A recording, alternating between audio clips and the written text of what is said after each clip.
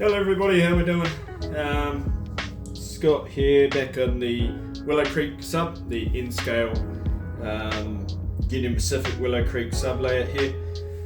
I mentioned in a couple of videos back that I'm going to, I run live gravel loads, so it's, I decided to stuff it. I'll show you how my live gravel loads work out. Now I've got Powder River and parts of Caliente obviously still under construction and haven't been scenicked, but I'm going to go through and just show you how I go through with that.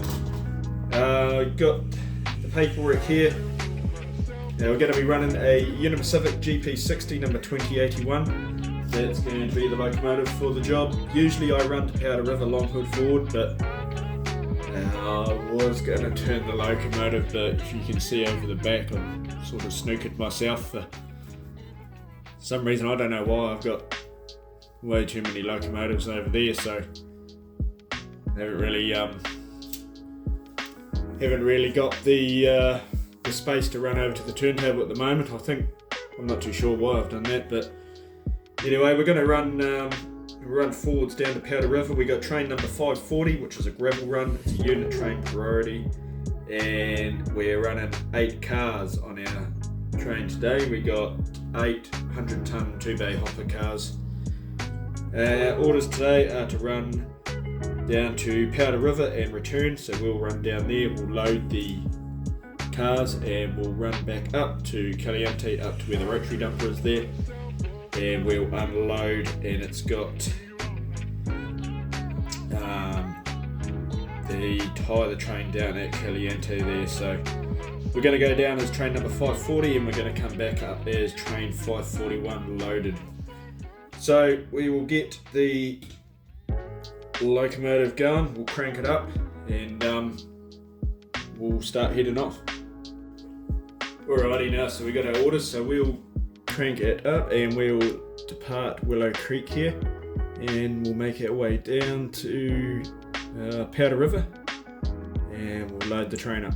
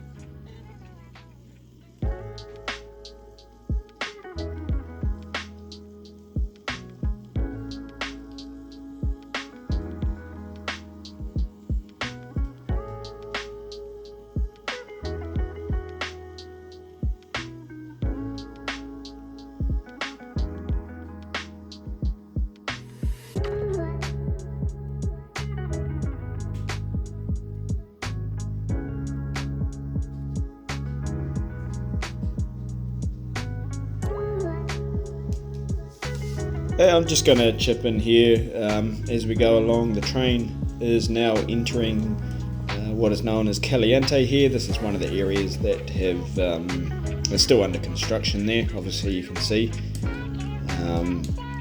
The train has just gone on to the downgrade. You can see a bit of a grade change there. The track up on the embankment goes to my steel mill, and the train is currently heading downgrade at the moment. It'll come down and we'll lose sight of it shortly, as it lose sight of it for a couple of minutes as it heads down my helix to get down onto the bottom deck.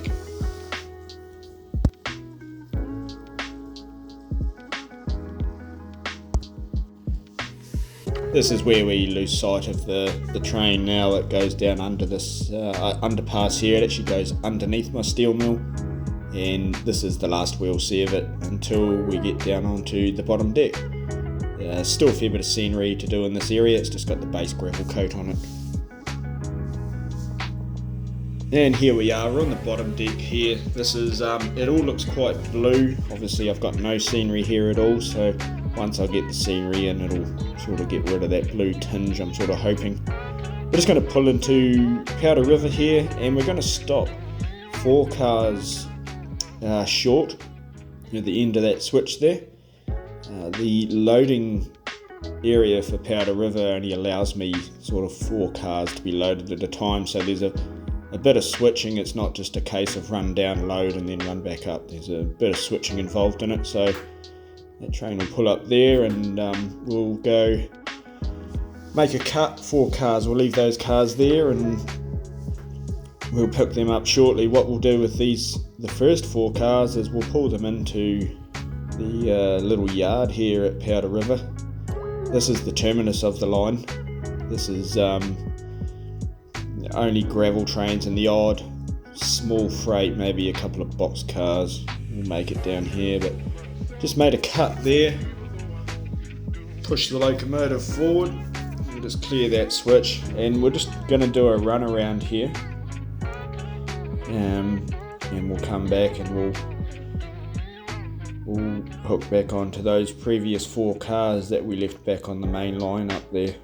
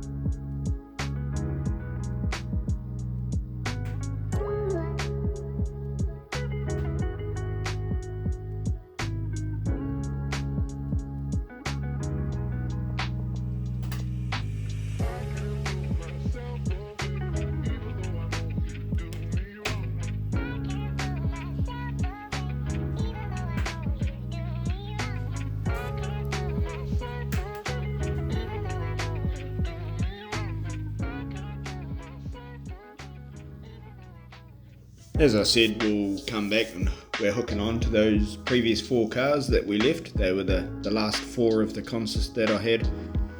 And what we'll do then, we'll bring the locomotive forward and we'll couple onto the rear of the first 4 cars we pulled in and run around in the yard there. And those will be the first 4 to load. And what we'll do is we'll pull those first 4 out and we'll shove them in underneath the loader, and then we'll repeat what we just done with the 4 cars behind the loco, pull them into the yard, and we'll do another run around manoeuvre there. That way the locomotive is on the other side of all the consist, and we won't have to do any more sort of switching around after that.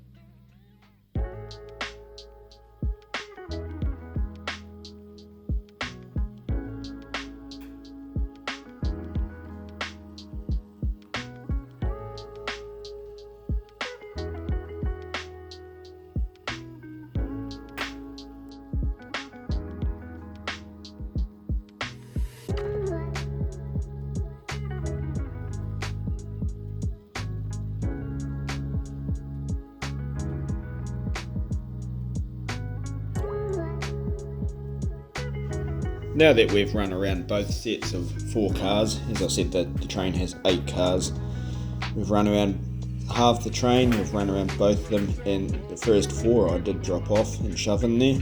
I'll just come and couple onto them, and I'll do a bit of a brake test. So I'll just shove them forward a little bit, do a safety stop, and we'll get them ready for loading. The loader is all scratch built, or the interior is all scratch built, runs off an auger system that I used out of an old Bic ballpoint pen as an auger, with a simple hopper made out of styrene. It runs off a little Tamiya motor inside the building. The building is actually held together with a roof, and the upper walls are held together by magnets, so I can just pop them apart if I ever need to get to the auger or the motor. As I load the train here, I'll slowly push it along and try and keep the speed sort of consistent with the loading. When I start loading, I'll sort of come to a stop to allow the gravel to rise up, and then I'll pick up a little bit more speed and try and load these cars as evenly as I can. The hopper inside this building will hold enough gravel for all 8 of my cars plus 2. So I didn't really measure it, kind of just fluked how much gravel held in this building compared to how much gravel I could cart with these 100-ton 2-bay hopper cars. So it actually worked out pretty well. I wasn't having too much congestion of gravel in the loader, so it worked out absolutely perfect. There we are. There's the first 4 cars being loaded, and after these 4 cars are loaded, I'll come back out and I'll couple on to those other 4 cars, and I'll push them under the loader, and the process will repeat itself until all 8 cars are loaded. The locomotive that's pushing this train here, this GP60, this locomotive was actually given to me.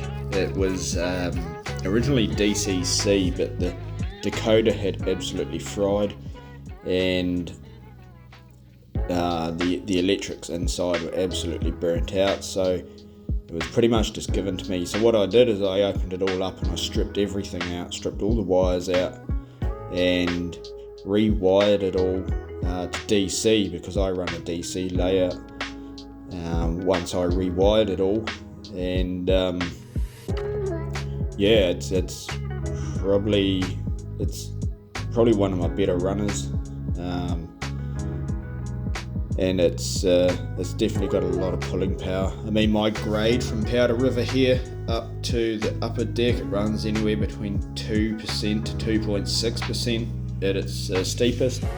Even my little GP9, that can haul 8 fully loaded cars up the helix to the top layer. I've just coupled on to those last 4, and sort of just sped up the process here. I don't want to bore you with that, but here's the last 2 cars getting loaded of the 4 cars that I'd split in half before. Once these are all loaded, then I'll get my paperwork, and this will change from train 540, it will become 541 loaded train, and it will be ready to depart for Caliente, heading up to the Rotary dumper. And I'm quite happy how this turned out. The whole loading system took a fair bit to sort of tweak and get right. There's no plans for it. I had all the plans sort of in my head, and I just went ahead and just built it from plans that I'd envisioned in my head. And I'm quite happy with it. So it's the reason for the lower deck is because I use gravity to load the gravel. The rotary dumper is actually right above that loader there. So as soon as the loads are dumped, it goes through a little chute directly down into that gravel loader. So it's a continuous cycle of gravel. I'm not manually putting gravel into the loader. It's all automated. It's all automatic. I don't have to touch the gravel at all. I just keep loading it and taking it up, and keep dumping it and keep loading it. So it's a continuous cycle. yeah, the train's heading off now. We've departed, and you'll go back and through. We'll lose sight of it for a couple of minutes while it goes up my helix and climbs up into the upper deck. We just see it coming in back here. This is the first time we see the loaded train on the upper deck, and we're still on a 2% grade coming up out of here, so it's quite nerve-wracking. I know if something uncouples and if I get a runaway, that's gonna cause a hell of a lot of mess on that helix. So it takes a lot of careful driving, I should probably say, to get these loads from the bottom deck up to the top deck. It's not just a case of hooking on and going. Just take it nice and easy, because yeah, this gravel goes a mile when you spill it, and I have had cars run away before. And yeah, we're just coming up the grade. We're just coming over the crest of the grade now. We're just coming through. This is the last of the scene. We're going to go through the scene into the next scene, which will be part of the next video.